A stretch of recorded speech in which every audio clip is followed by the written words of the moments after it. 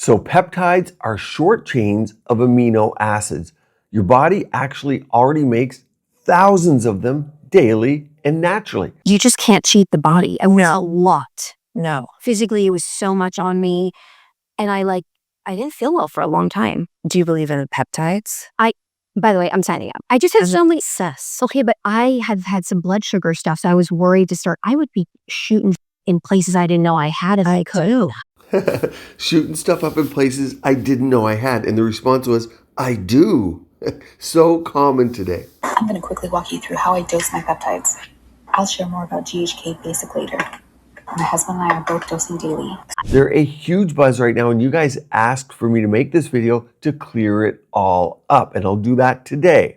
Peptides are just small strings of amino acids. They can act as hormones. So a hormone is a molecule that was released in one point in the body and goes and acts on a bunch of other areas of the body. It's like testosterone doesn't do one thing. It does many, many things. So it acts kind of as a case. Peptides can act as hormones. Now, of course, the FDA stepped in, and I'll clarify that part for you today. Check this out. In 2023, the FDA suddenly intervened. They moved 19 of the most popular and widely used peptides to the Category 2 list, effectively banning them from being prescribed by compounding pharmacies overnight. With all this recent news regarding the FDA's crackdown on peptides, does this mean we literally can no longer access our peptides? Let's talk about it. You see all the confusion, right? And you may be wondering why this happened. Why did the FDA step in? Maybe money? Gatekeeping from you? Listen to this. Why is the FDA banning peptides? Okay, so let's talk about what a peptide is. A peptide is a short protein. It's a chain of a few amino acids, maybe 3 to 5. That chain of amino acids actually works on and does functions in the body. It can help change physiology. So weight loss drugs like Wegovy and Ozempic, those are actually peptides. They're little short chains of proteins that help to change what's going on in the body so that you can lose weight. And there's lots of other peptides that have been shown to have different effects. I think what's happening is that some of them are so effective that the FDA doesn't want them to be available without a prescription. They want to have more control over them. They want to regulate them. And in some cases, maybe that's good for health reasons, but to just pull them off the market wholesale without having any comment or input, considering the impact that's going to have on the people who were using them safely and getting good benefit from them, is not in the best interest of everybody. I really think that the money is behind it. If you follow the money trail, you'll probably find the real reason why those peptides were pulled off. Let's clear the air for you today and arm you with everything you need to know. And the ones blowing up online, many actually do have real science behind them. Many, they're still experimental. Today I'm breaking down the most popular ones, the number one healing ones you can see here. One of the most popular peptides, my favorite peptide that helped me heal and regenerate my tissues, is BPC 157. This peptide is most known for its regenerative properties. It aids in healing muscles, tendons, and ligaments. It promotes recovery from injuries.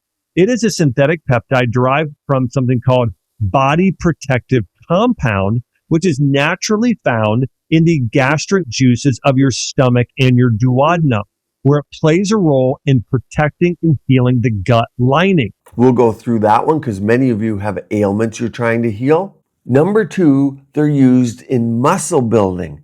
And they're used in looks maxing. Check this out. I probably spend around $50,000 to $80,000 a year just on peptides. That's like obviously an absurd figure. Your average person who's doing like a lot of these protocols, maybe run them $5,000 to $10,000 a year. But I'm experimenting with like a lot of different stuff like NAD and like a lot of nootropic related stuff that really pushes the price up. So if your kids are asking for them, now you know why. We'll talk about it. And the majority of people, they're using them for fat loss, or we're going to talk about body composition. Check this out. One of my favorite ones is tesamorelin. It helps promote growth hormone release, right? So it's an IGF-1 signaler, and it targets specifically visceral fat. So think of fat around your organs and think of your abdominal area. So if you're looking for that look to like lean out your stomach, I would definitely recommend tesamorelin. It helps with recovery. It helps with sleep.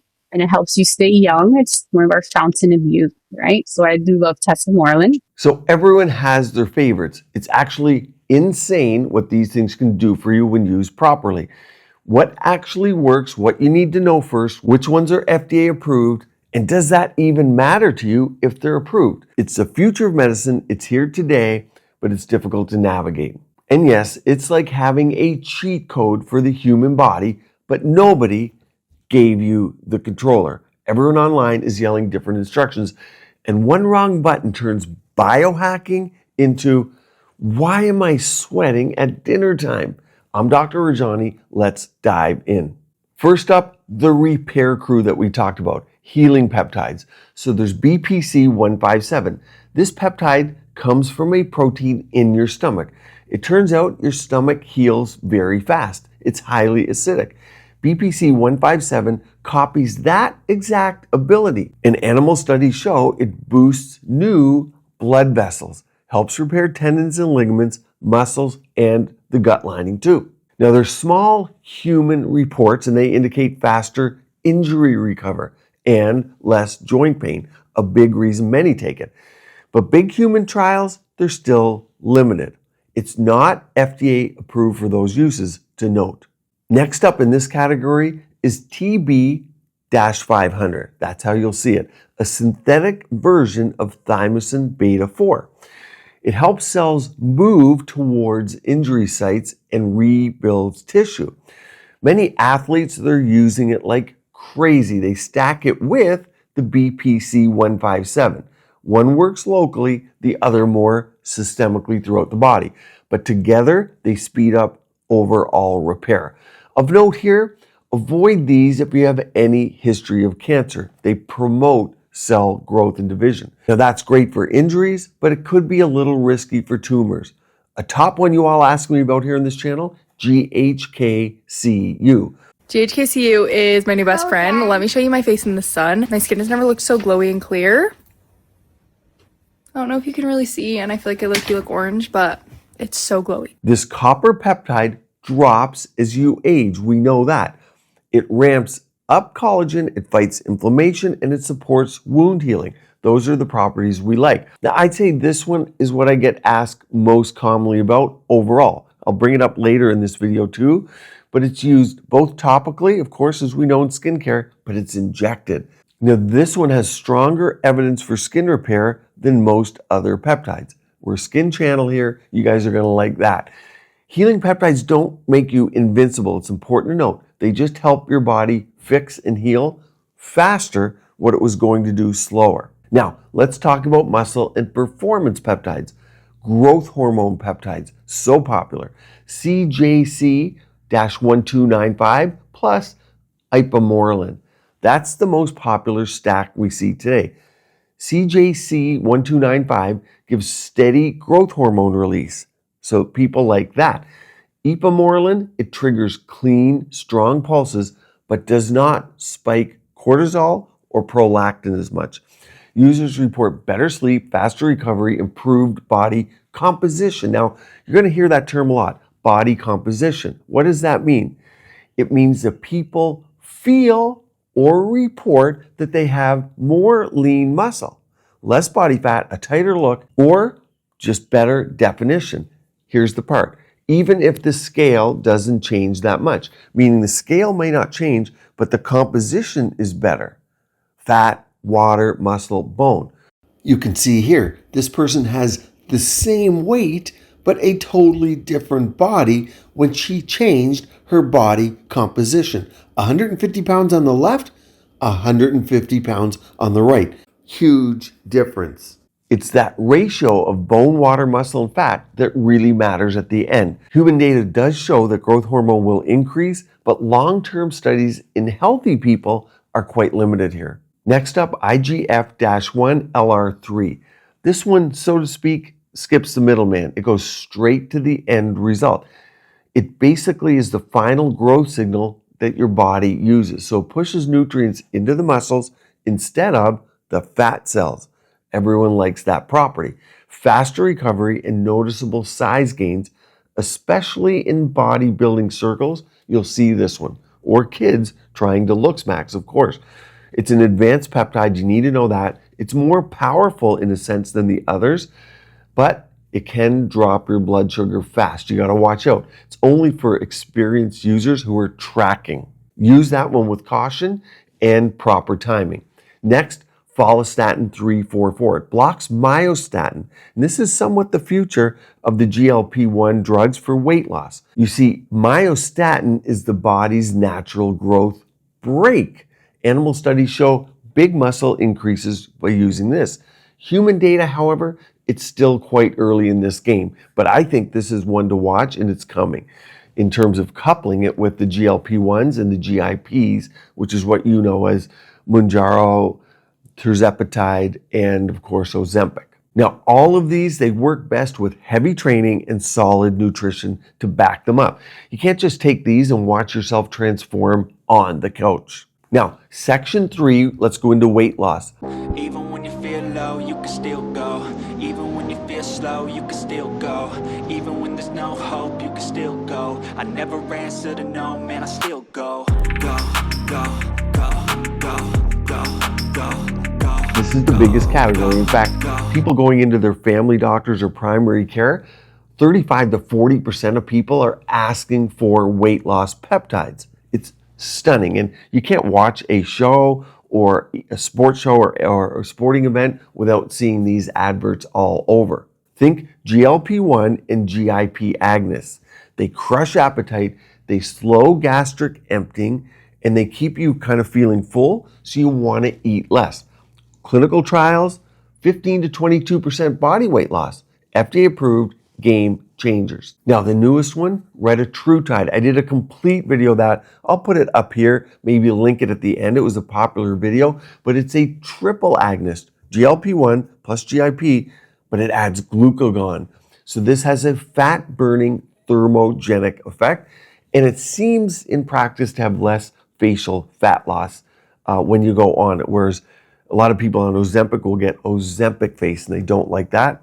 Clinics make a lot of money from treating that. I have full videos on that. Now, retatrutide, it's known as Reta for short. That's how you'll see it.